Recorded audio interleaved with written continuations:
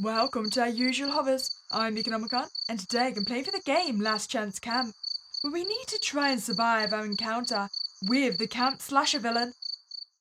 Okay, Jasmine. Breathe in. Breathe out. You got this. Ah, I found the murder weapon already. Well, damn. It wasn't a nightmare. I'm still here. I'm still at Camp Lacanza. Some jokers call it Last Chance Camp, because it's where they send rebellious teens like me. Teach us some discipline. Or whatever. The return of my vision kickstarts my other senses. The midnight chorus of the crickets trickles into my ears. My bleeding nose sucks in the scent of the surrounding campsite. My bare feet throb with an almost audible agony. I wonder where he is now. The pigman, I mean. The butcher. Just last night, we were partying in one of the cabins. Let me guess. Was it the cabin with the suspicious bloodstains? All five of us. Sammy was telling us a story, his face half hidden behind his greasy hair. You guys ever hear the story of Marvin Borley? I remember laughing. That almost rhymed. Victoria, we all called her Vix, giggled too. Her blue mohawk shook like a peacock's plumage. Is it a gory story? Her boyfriend Braxton clamped a big bicep around her shoulders. Babe, you know it ain't gonna be a hunky-dory story. Alright, quick hog in all my glory. Sammy pointed out of the window. You see that old factory? Across the lake?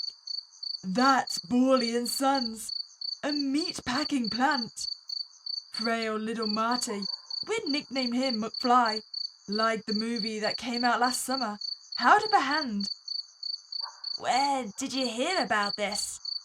Some guy at the gas station. Anyway, the owner, Old Man Marvin, was a real slave driver, right? He'd hire anyone who could find and work them to the bone. The hours were always getting longer, and the labor was always getting harder. Always getting longer and harder. Sounds like my day. Oh, jeez. Real mature, Braxton. I wish.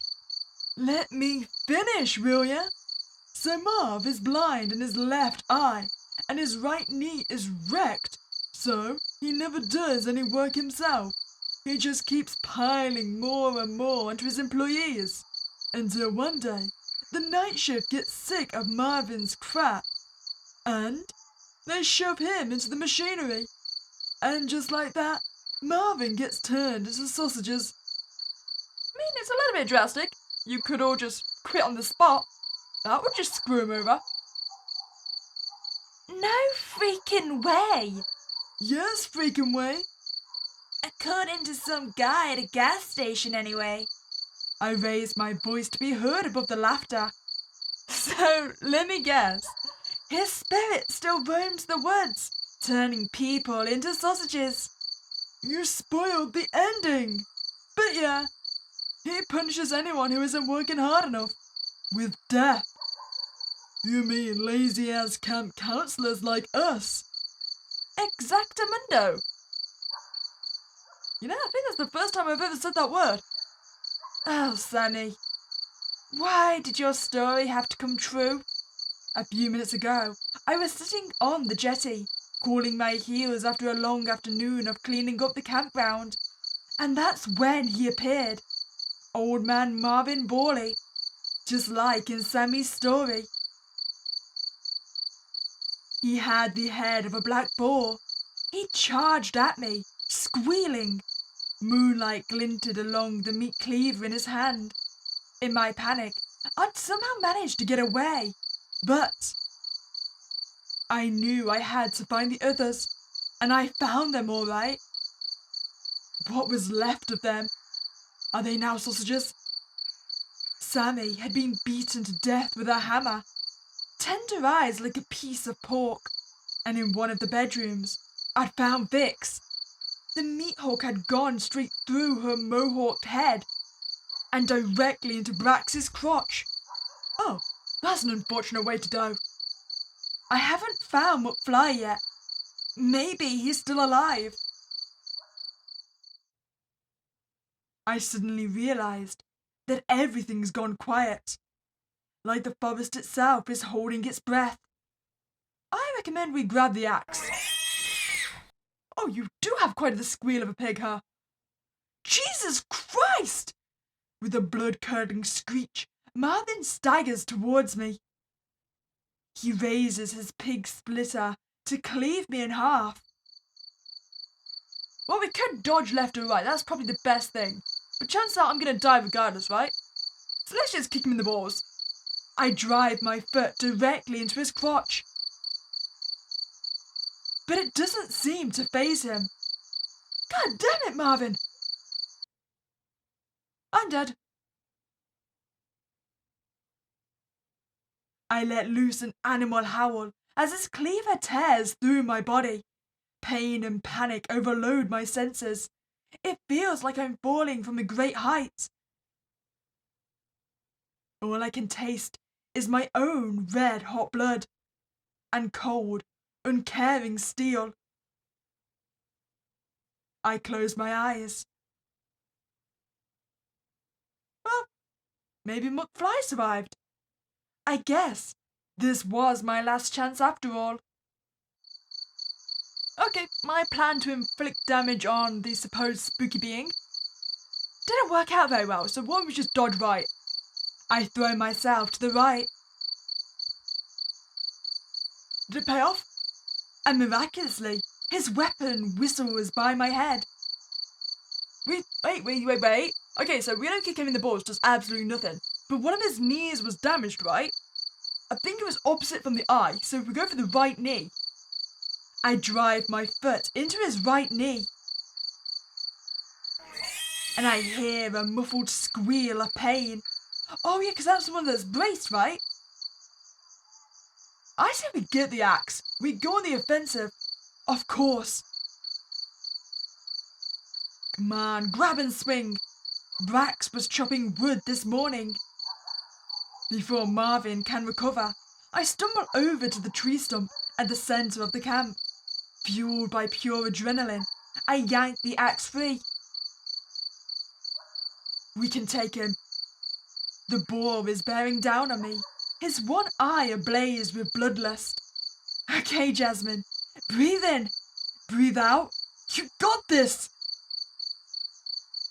With all of my remaining strength, I swing the axe at his head. Oh! I mean that, I think I won. And somehow, it hits. My attacker lays splayed out on the ground, thick red blood bubbling from the hole in his face. Screw you, pig! I stare down at him as he wriggles and writhes, and that's when I realize he doesn't have the head of a boar at all. This is a mask? That took us a surprising amount of time to realize. I know it's a dumb idea, but I bend down and tear away the remainder of the ruined pig mask. Is it going to be McFly? The face beneath it is a familiar one. McFly? I mean, that means I was technically right. He did survive the first ending. Frail little Marty glares up at me, his eyes filled with blood and rage. People like you killed my father! Your father? You don't mean... That's right. My name is Martin Borley. It was an indolent swine like you that destroyed my father's legacy. And I won't rest until I've avenged him. I say we start swinging some more. And with those words on his lips, he dies. Damn! I close my eyes. I guess this was his last chance after all. What do you reckon then? If we turn and run, do you think he can chase us down? I mean, he has got a bad knee, right? I turn around and start running. Hopefully, I can lose him again. But then, I hear him galloping up behind me. You lied to me about your knee. I try to speed up. But it doesn't seem to faze him. I've got a quick question. So if this is McFly, did we not notice that McFly had a damaged eye and bum knee? I mean, that would have made it very obvious who this was. But yeah, he chases me down and murders me. I feel like we've learnt 2 important lessons today. 1, if you get attacked by a serial killer, attack his weak points, aim for the knees. And 2, if one of our friends is still alive, they are probably going to be the killer. If you enjoyed that playthrough, I'd greatly appreciate you to like this video and subscribe to this channel. But other than that, it was Spooky Day and I'll catch you next time, guys.